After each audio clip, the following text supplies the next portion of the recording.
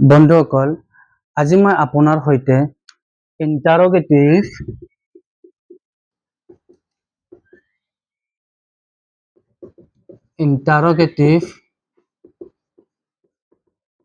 এডজেক্টিভৰ বিষয়ে আলোচনা কৰিম।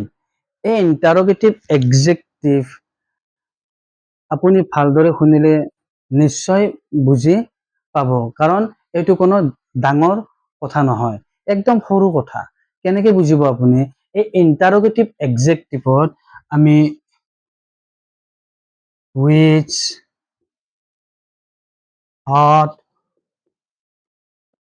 whose এই তিনিটা ওয়াৰ্ড আমি ইণ্টাৰগেটিভ এডজেক্টিভত ইউজ কৰো নাউনৰ আগত প্ৰশ্ন কৰিবলৈ। মানে এই ওয়াৰ্ড কেইটা নাউনৰ আগত ইউজ হয় কি কৰিবলৈ? প্ৰশ্ন কৰিবলৈ।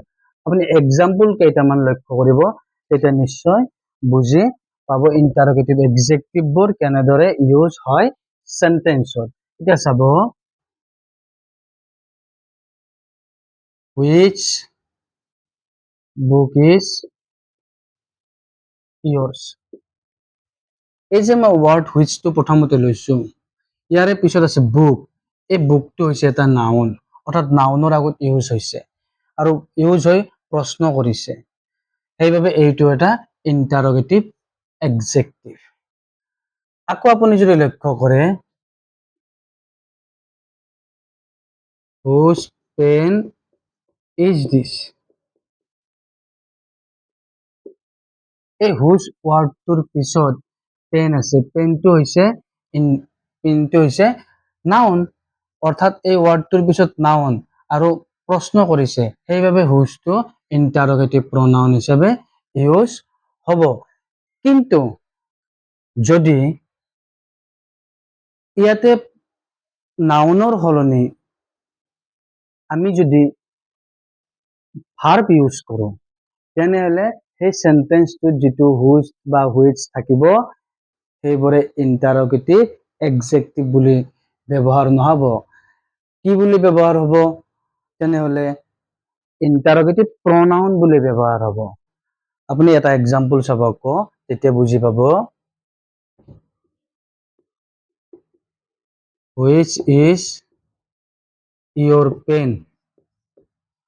এই ওয়াৰ্ডটোৰ পিছত, which ওয়াৰ্ডটোৰ পিছত ইজ আছে, ইজটো হৈছে এটা ভাৰ্ব, অৰ্থাৎ which হওক, whose হওক, নাইবা hot, এই ওয়াৰ্ড কেইটাৰ পিছত যদি আমি অক্সিলাৰি ভাৰ্বে হওক বা মেইন ভাৰ্ব হওক, যিকোনো ভাৰ্ব যদি আমি ইউজ কৰো, তেনেহলে ইণ্টাৰগেটিভ প্ৰনাউন হিচাপে ইউজ হ'ব। ইয়াতে whichৰ পিছত ইজ আছে, ইজটো হৈছে এটা ভাৰ্ব, গতিকে ই ইণ্টাৰগেটিভ প্ৰনাউন হিচাপে ইউজ হ'ব। কিন্তু সেকেন্ড নাম্বাৰ সেন্টেন্সত whoseৰ পিছত পেন আছে, পেনটো হৈছে এটা নাউন, সেইবাবে এইটো ইণ্টাৰগেটিভ এডজেক্টিভ হিচাপে ইউজ হ'ব। এইটো আপুনি ইণ্টাৰগেটিভ এডজেক্টিভ আৰু ইণ্টাৰগেটিভ প্ৰনাউনৰ ডিফাৰেন্স বুলি ধৰি ল'ব পাৰে।